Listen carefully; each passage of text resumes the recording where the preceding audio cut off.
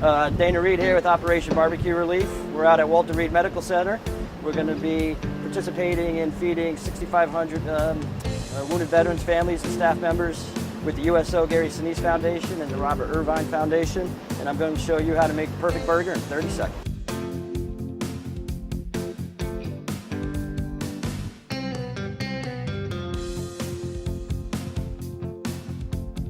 So I like to, when I start my burgers, I like to start with an 80-20 blend. That ensures enough fat in there that you'll get a good flavor, but also that will keep together and get a good sizzle on it.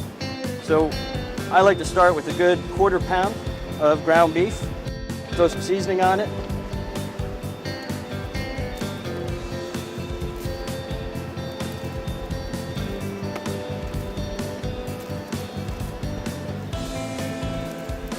And seasoning's really up to you, whatever you like, whatever you enjoy. There's no wrong seasoning, so go ahead and be generous with it.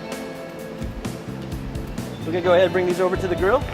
All right, so prior to putting on the hamburgers, I like to get the grill really hot. I use a thermometer at home. I like to get the top of the surface about 750 to 800. That's gonna ensure a nice quick sear on the burger. Now, if you're thinking that we just put them on the grill like this, you're just gonna cook a meatball. That's not what we want. You want to be able to bite into the burger. You want to be able to try everything on that burger without it falling apart. So you go ahead, you put your burgers on, and to ensure that they flatten out and cook flat and that they make a nice, good bite so you get all the bun, the lettuce, tomato, cheese, you want to go ahead and just push down the middle.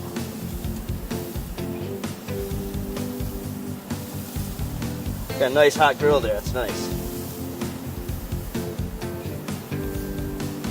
When I'm cooking the burgers, I try to resist. I tell people always resist the temptation of sitting there and just pushing down on it because people just love to hear the sizzle, the flame. It's great for entertainment purposes, but what you're doing is drying out the burger. So I like to just leave it be, let it grill one side until it's done.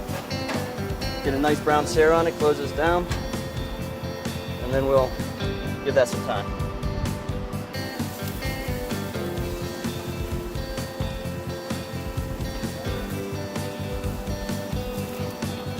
So we're done here with the burgers.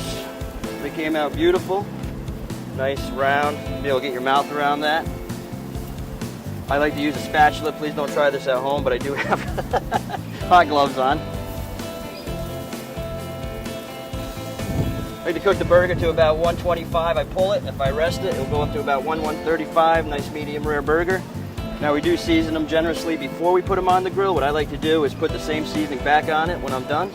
And what that will do is bring that flavor back up to the surface and finish it off nicely. You can go ahead and put that on a nice brioche roll, potato roll. You can put that on a Kaiser roll, whatever your desires as far as buns go. Lettuce, tomato, bacon, cheese. Enjoy.